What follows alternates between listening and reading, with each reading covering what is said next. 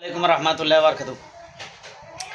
আল্লাহ কোরআন বলছে লা তুশরিকু বিল্লাহি ইন্না শিরকা আলা যুলমুল আযীম।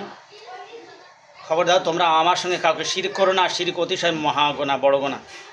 শিরক তাকে বলা হয় আল্লাহর আসনে কাউকে বসে মানাসনা করা, মান্নত করা, চাওয়া, এসবের নামই হচ্ছে শিরক। শিরক দুই প্রকার, শিরকি জলি, শিরকি খফি।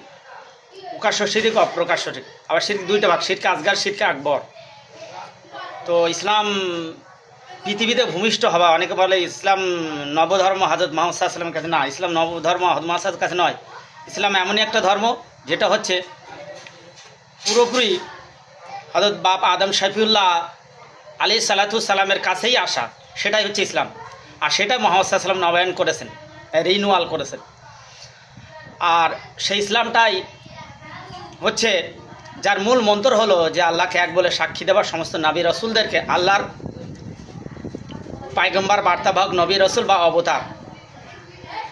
এখন মুসলমানদের সম্পর্ক কোনো বটগাছের সঙ্গে নয়। প্রকাশ থাকে যে প্রত্যেক মুসলমানের মনে রাখা উচিত বটগাছ এমন একটা জিনিস যেটা শিরক আর কুফরের আখড়া। হযরত ওমর বিন খাত্তাব রাদিয়াল্লাহু তাআলা আনহু যেটা বায়াতে রিদওয়ান হয়েছিলেন, যে গাছের তলায় বসে সেই গাছটাকে কেন্দ্র করে মানুষ শিরক আর কুফরে ডুবে যাওয়ার জন্যে তিনি সেই গাছটাকে কেটে দিতে বলেছিলেন।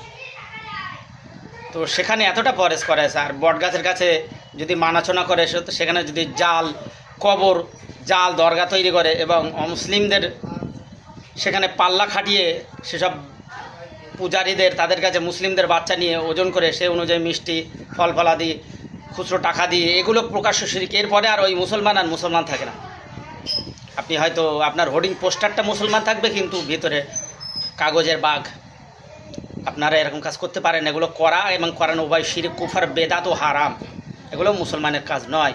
মানাচনা করা এগুলো মুসলমানদের কাজ নয়। দরগায় বলেন আর যে কোনো পীরের কাছে বলেন বা বট গাছের কাছে গিয়ে বলেন, এইভাবে মানাচনা করা বা অন্যভাবে মানাচনা করা বা পূজা অর্চনা করা, পুষ্পাঞ্জলি দেওয়া বা পাল্লায় ওজন করে কিছু দেওয়া, একদিকে পাল্লায় বাচ্চা আর একদিকে মিষ্টি, মিঠাই ইত্যাদি যাই বলেন, বা এইভাবে দেওয়া, এগুলো পুরোপুরি শিরক, কুফর, বেদাত ছাড়া কিচ্ছু না। এগুলো ইসলামের অংশ না।